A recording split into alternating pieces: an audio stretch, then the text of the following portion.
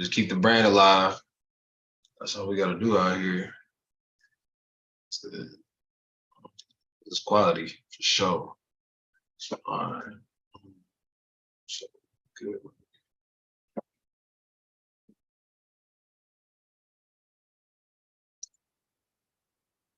All right. Take this here. Um,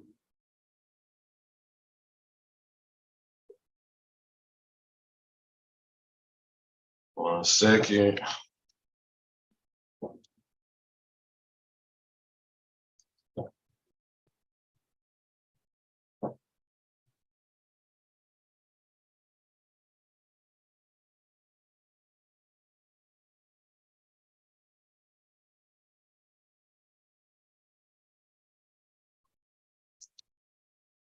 All right. So I want to get on here real quick, man, to go ahead and talk to the people, man. Talk to the people. It's going to be on YouTube. So I'll put it on YouTube. It's going to be on a couple of different platforms. But the big thing is this is Light Institute, where I talk to people about different things in regards to mindset development, career extension education, and leadership cultivation.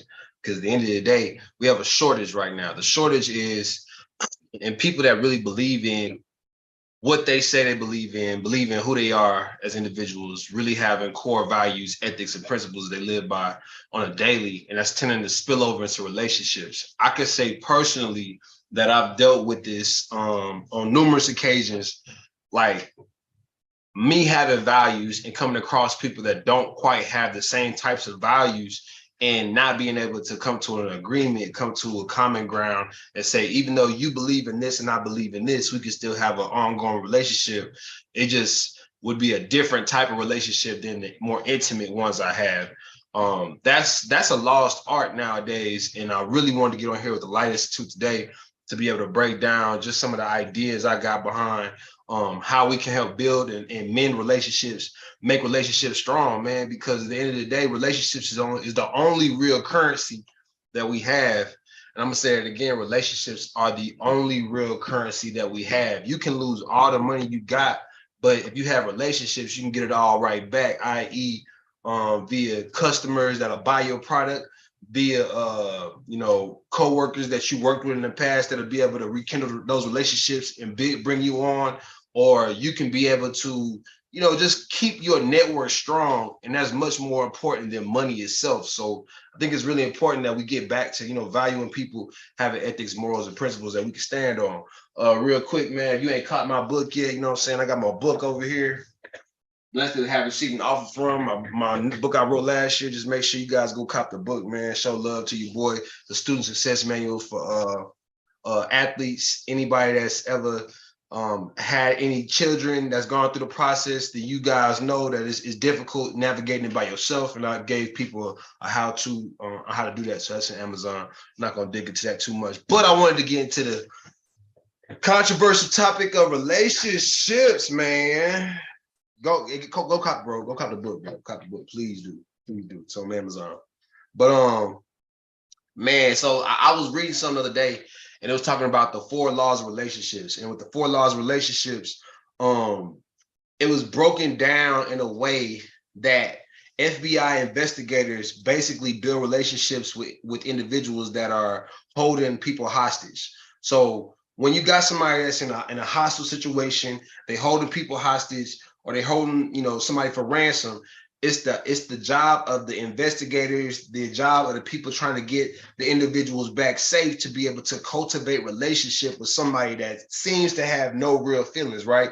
They seem to be a killer. They seem to not understand, the types of things that most of us understand. They almost exhibit sociopathic qualities, right?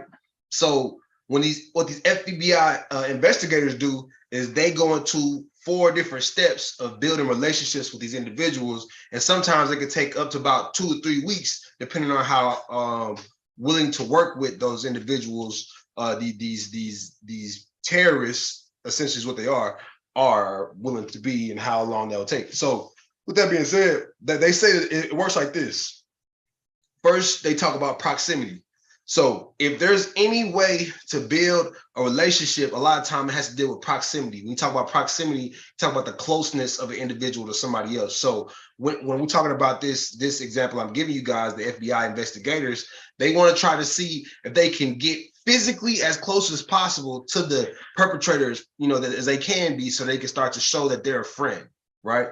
And when I'm talking about proximity, I'm talking about when you go on and moving your day to day, and you meet somebody and you meet them in passing. When you meet somebody in passing one time, the proximity is not there because you meet them in passing and it doesn't really last long. And usually you have about two people linked between you and another person.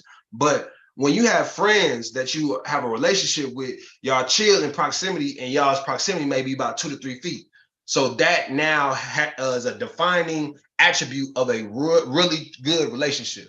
Proximity, how long you can or how close you can be to an individual and be able to carry on conversation, carry on negotiations, et cetera, et cetera. Now, people have gone through a lot of traumas, a lot of different things in life that may make them uncomfortable when people get close to them. So it's very important to understand how that works. But at the end of the day, proximity is crucial. And a lot of people, their love language and their accepting of individuals tends to be, how close they can be to somebody to be able to relay messages and comfortably be in that space. It's a very important part of relationships. So I wanted to add that to the first part of this. So that's proximity. So these investigators are trying to get close. And then the next part is going to be duration. So we're going to talk proximity first, then duration. Duration is the time that you are actually invested in building relationship with somebody. So we're talking about this example. I'm talking about the investigators would like to be able to stay on the phone as long as possible with individuals to be able to build that relationship, to be able to show that they're a friend to this person.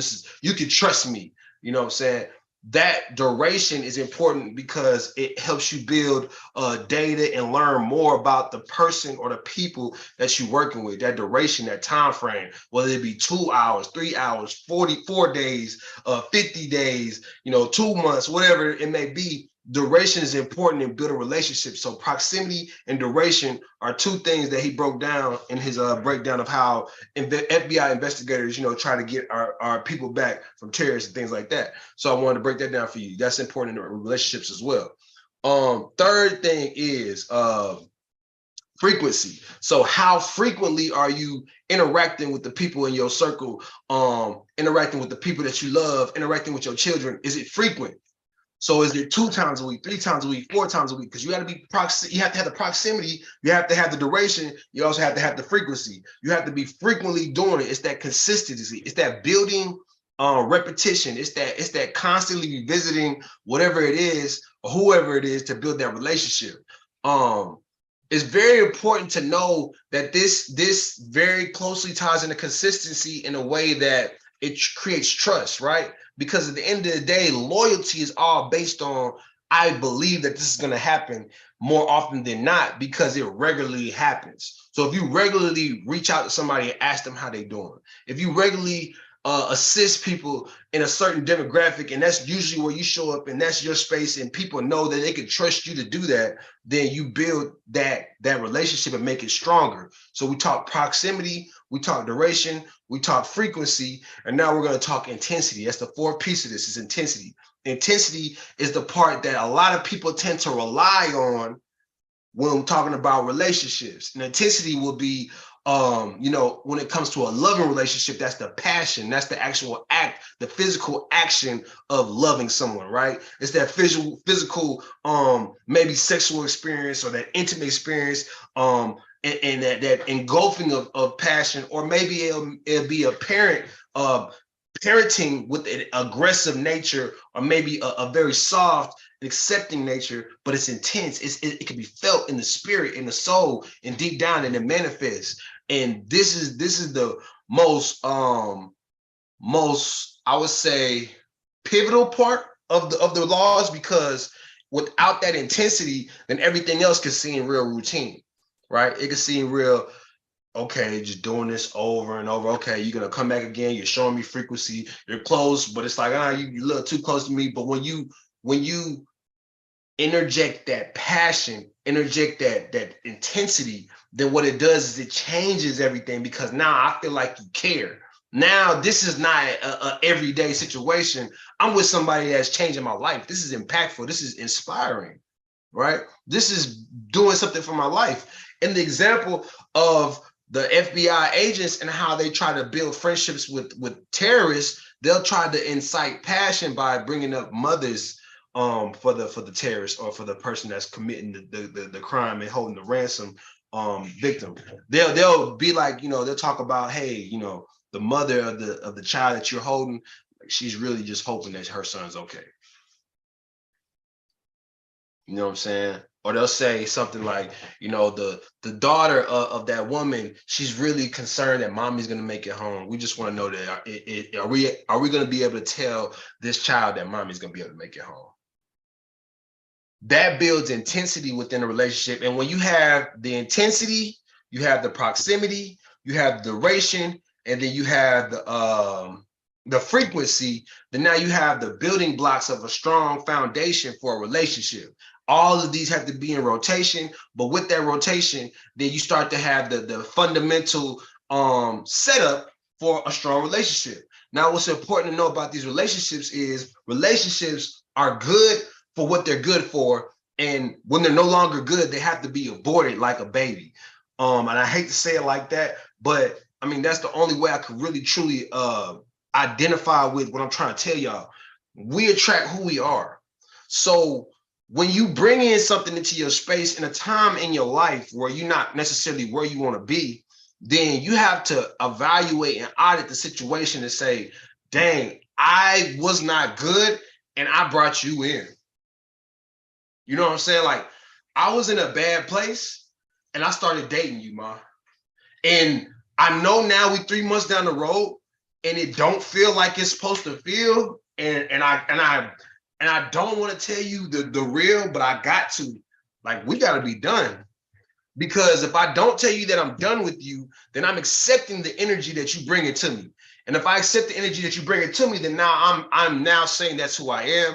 And I'm honestly owning my mistakes and making them me. And that's not me. I'm successful by nature because I'm God bodied. So I have to step back into my nature. Once I attract something that may not be of God, then I have to do an audit and clean myself, cleanse myself like a shower, you know what I'm saying? And be able to let it go, let myself make a mistake, be okay with that and move forward. But you have to really start out with saying, anything that's in my space, any person that's comfortable being around me has been attracted by me. You know what I'm saying? I've attracted every single entity, energy, and spirit that's in my circle. I have to take that ownership. And once I do that, then now I've freed myself to be able to make a decision on what I'm gonna do moving forward, creating that aura that's gonna attract more and more of who I truly am, right? We all are truly good, though. I'm not saying this to say that there's people that's bad and they have no hope and they can't turn around where they're at.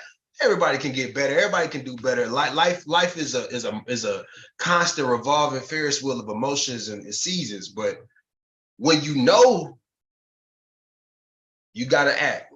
When you know better, you do better, dog. You got to, straight up. When you know better, you do better. So then kind of moving into, knowing, there's always that gut feeling, right?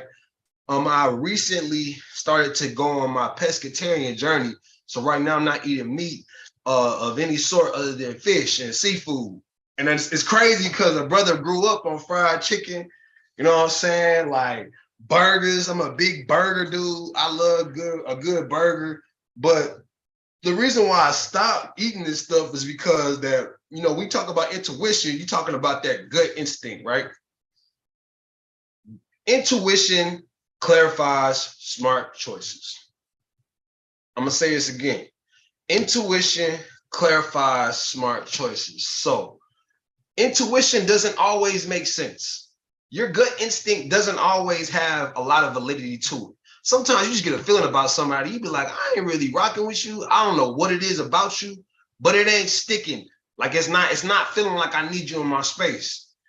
And chances are you're probably right. Reason being is because it's your intuition. Your first instinct usually is right, especially if you have a core of ethics and values and principles. Now, when I say intuition clarifies smart choices, if you are ingesting things into your body that is inhibiting your intuition, which is, i.e., your gut health, right? That microbiome within your stomach that's doing all of the metabolizing and the major leg work to be able to help you with your intuition. And it's always trying to break down food, then what you're doing is you making it hard for you to intuitively tell whether or not people are for you or not. And it's crazy that everything's connected on such a small level, but it truly is. You have to really do an audit on what you bring to your body. More high electrifying foods can tend to make you a better person to deal with and more pleasant. You're more understanding. You're more empathetic, right? Not sympathetic. We ain't trying to be sympathetic. We trying to be empathetic. We trying to understand the people around us and the people that we love and the people that we're meeting. We want to be able to understand where you're coming from, because every fruit has a root. And there's no pun intended when I'm saying we should be eating electrified foods. We should be probably eating more fruits. I'm guilty of not eating as many of those, but I'm on the journey to be able to get myself intuitively, i.e. my gut health, get my gut right so that my mind can work in concert with my gut, because my intuition is going to clarify my thinking, right? Again, my intuition will clarify my thinking. Red flags are real, and have enough heart and have enough trust in yourself to say that I believe in this red flag, right? Because we all turn away red flags for distractors. Because here's another part of this, man, talking about these building blocks to relationships. You have to identify in a relationship before you go into it what are going to be the potential distractors, right? What are the things, what are the flashing red lights? What are those shiny objects? When we're talking about those, man, she fine. You know what I'm saying? Like, man, he got a lot of money. You know what I'm saying? Like, man, you know, this person is super funny, right? This person is killing you, man. They got your back hurting from all that laughing. But that's a distractor, right?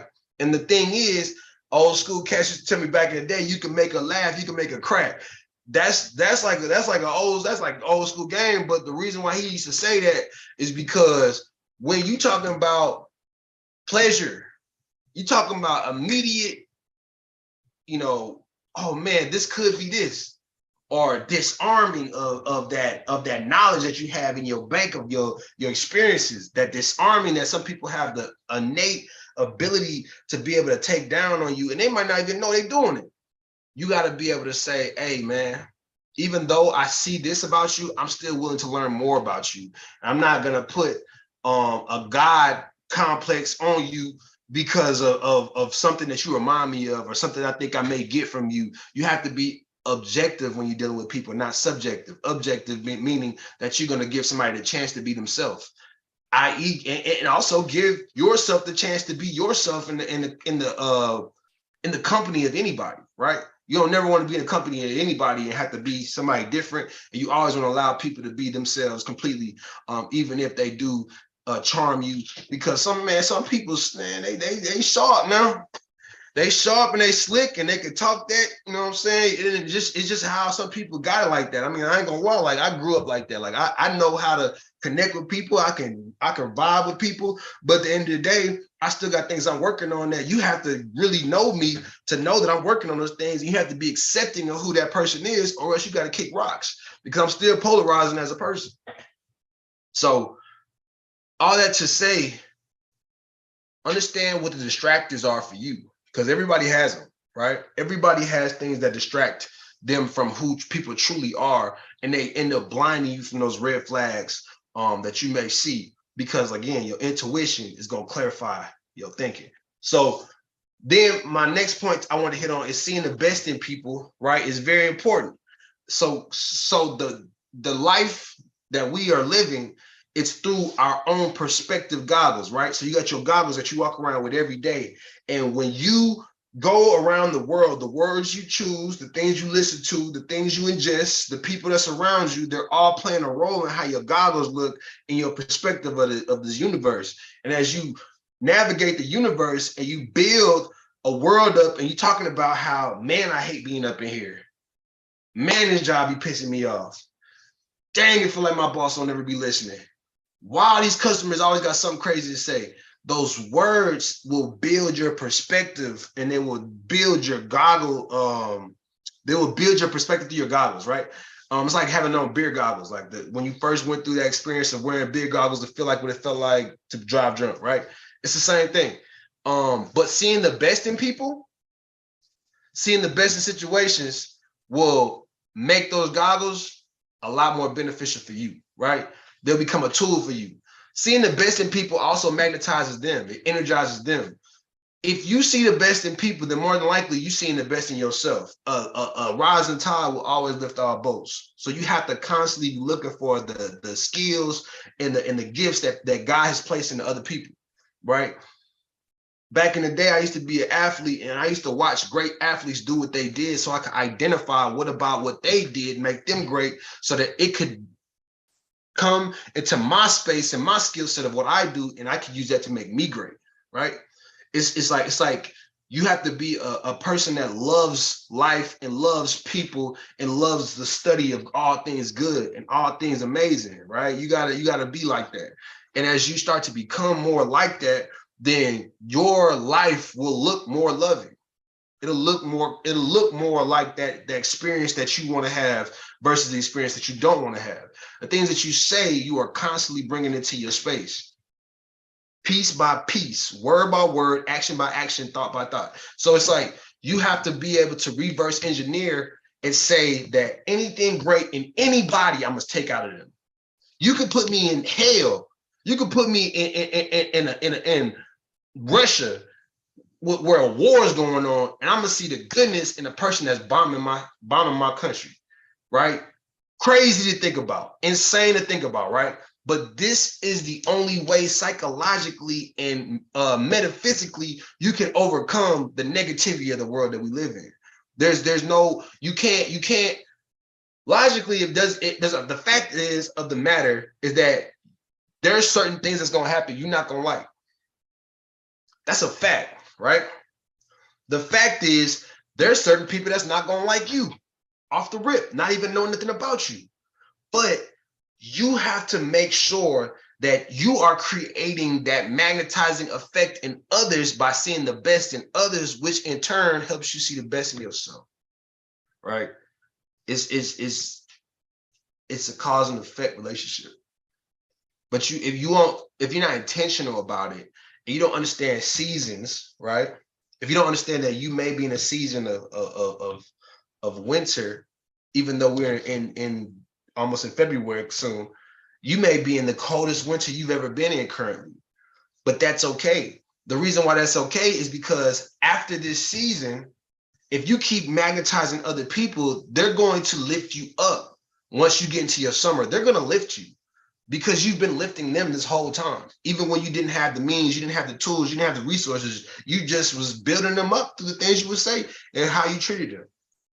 That's something that's very instrumental in human relationships. It's a building block. It's a building block. That's what leadership essentially is. Leadership is the ability to see more in others than they can see in themselves and take them somewhere where they need you to go. That's the essence of what we're talking. So then, boom. Finally, I want to go into soulful giving and how truly giving from the soul and of deep down within you will create abundance, right? It will create abundance. Life is an and experience, not an or experience. I want to say it again. Life is an and experience, not an or experience. You should be able to have the house and the car. You should be able to have the wife and the children. You should be able to have the job and the love, right? It's not or, because when you start doing that or stuff, then you start to limit yourself. You start to shut doors off. And then when you start to shut doors off, then you think that I only need the people that I'm comfortable around to do the work that I do. I only need to be at the churches I love to be at to be able to praise and worship. I only need, you start to limit things and break things down and put them in these little boxes. And as you start to box your life, then what you do is you close off your abundance, you close off your growth, you close off your opportunities, you close off everything. And people can't give to you anything once you've closed off yourself, right? and nothing's coming out of you and nothing's coming in. Like you've now shut the door to the free flowing nature of life. You have to be a soulful giver and do it spontaneously, man. You ain't gotta have no reason to give nobody nothing. You can give somebody something just because you feel like giving somebody something. Put them on game. You can buy somebody something. You can give them money. You can, give them a hug. You can, the release of oxytocin, which is basically the love hormone. So when we touch, when we tell people we love them, when we give out compliments, it's that love hormone that increases itself in our body. It's going to do that through the actions that we do that are loving, that are kind, that are incorporating all of that feel good feeling within us. Yeah, it's difficult. Hell yeah, it's hard. It's hard to love on people that get on your damn nerves. But the thing is that not only is it important to help you and that person, but it's why we're here. We're here to be able to maximize and multiply what we got on this earth. We've been given a vast amount of resources as a generation where we are currently. We got to make sure that we maximize those, and we can only do that through collaboration, facilitation, and understanding who we are as a people. So I mean, for what it's worth, I love you guys. I'm gonna start posting more on the Light Institute, basically giving seeds for mindset development, career session education, and leadership cultivation. We for our people, baby. If you want to reach out, connect with me, shoot me a DM, we can talk. But hey, we out.